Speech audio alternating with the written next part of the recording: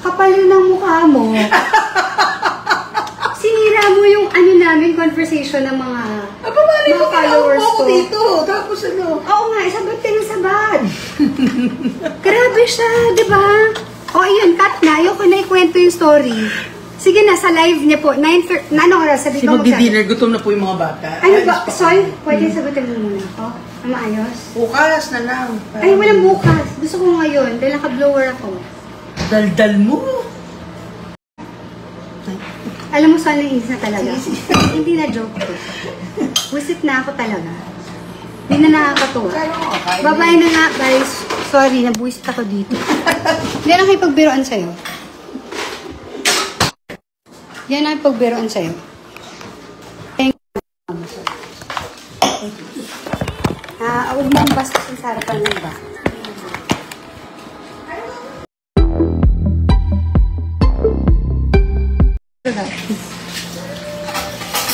Ano kung pwede namin magawa para maging masaya sa Santino bukod sa nagluto kami ng isa sa mga favorite niya?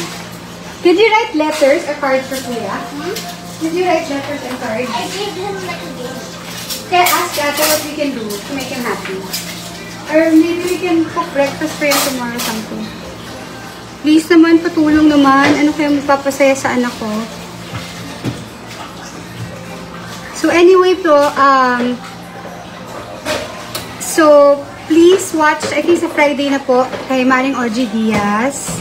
Hi, Colonel. Marami akong pasabog doon na, hindi, seryoso na to ha. Marami kayong malalaman itong interview ko kay Audrey.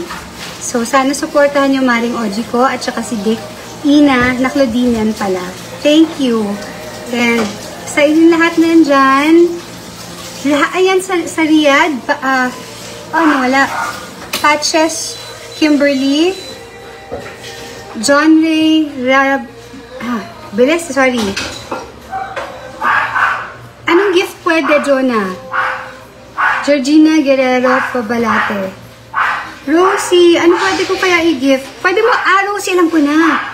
Pwede mo bang, gawan sila ng, ni Tami, ng music video? What if boy pa si Rico? Hindi ko rin alam. Basta masasabi ko lang, nangako ako kay Tita Sita, yan. We have the best relationship now. Nung depressed po ako, si Tita Sita po, mami ni Rico, Tita Sita yan. Alam niyo naman po, ang dami namin pinagdaanan, Tita Sita. And, after yung OG Diaz, na-realize po ng pamilya ni Rico na, ganun pala kasakit yung nangyari rin sa akin.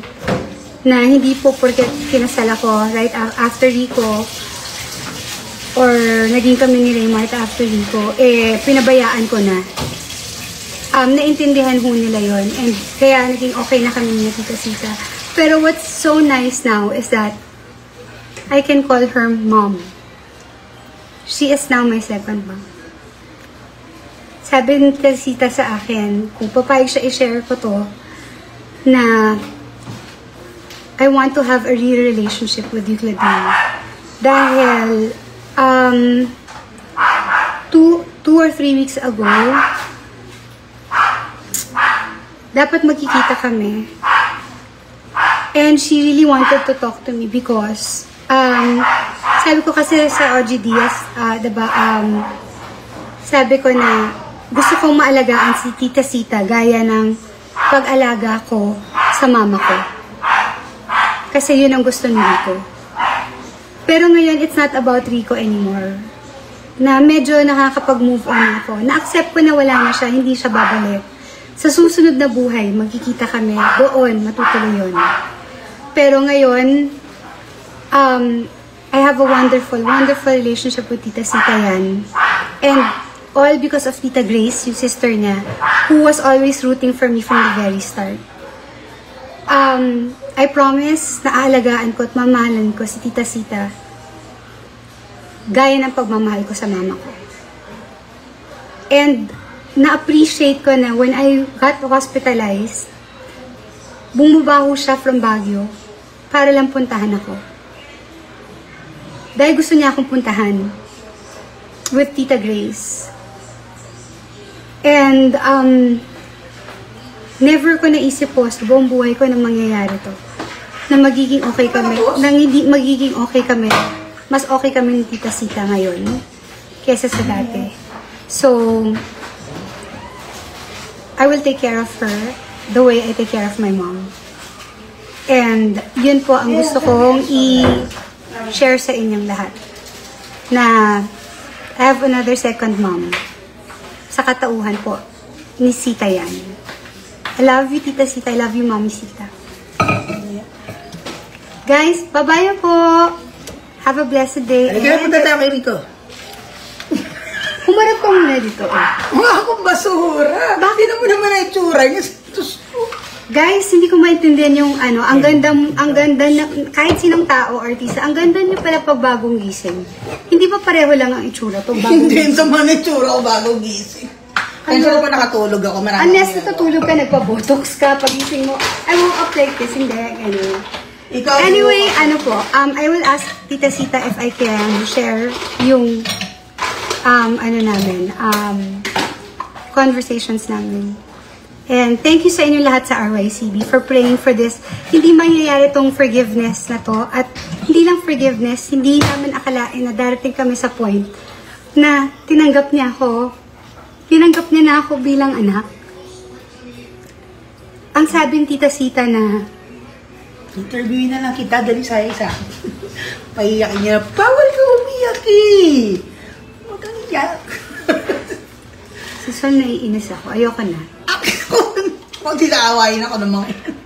Awayin niyo nga. Sabi mo, bawal ka umiyak. Bawal akong maiyak, bawal ako mag-stress, bawal ako tumayo, bawal lahat. Bawal sa akin Bakit ngayon. ka ginagawa? Alam mo, kinat mo yung napakagandang usapan namin. Sabi mo. O sige, pagbigyan ko na si Sol. Kay Sol ho kayo manood. Yes. Ano oras? Ngayon? Mamaya, 9:30. 9:30 po. Kami ang gagawin. Manood ka. Kapal yun ang mukha mo. Sinira mo yung ano namin, conversation ng mga Paano mga followers ako ko. dito? Tapos ano? Oo nga, sabat ka ng sabat. Grabe siya, di ba? O ayun, cut na. Ayoko na ikwento yung story. Sige na, sa live niya po. 9:30, na oras? Sabi Si ko magdi-dinner, gutom na po yung mga bata. Ano ba? Sol, pwede sagutin mo muna ako? Ang maayos? Bukas na lang. Ay, walang bukas. Gusto ko ngayon, dahil naka-blower ako. Daldal mo. Ayan o. Hello, Jonah. Ayan na. Sandali, may nagsasabing hello, Jonah. Hello, Jonah. Yummy, I love you. Rosie, I love you. Alam mo, saan naiinis na talaga? Hindi na joke ko. Wisit na ako talaga. Hindi na nakakatuwa. Bye-bye na nga, guys. Sorry, nabuwisit ako dito. Hindi lang kayo pagbiroan sa'yo. Yan ang pagbiroan sa'yo. Thank you.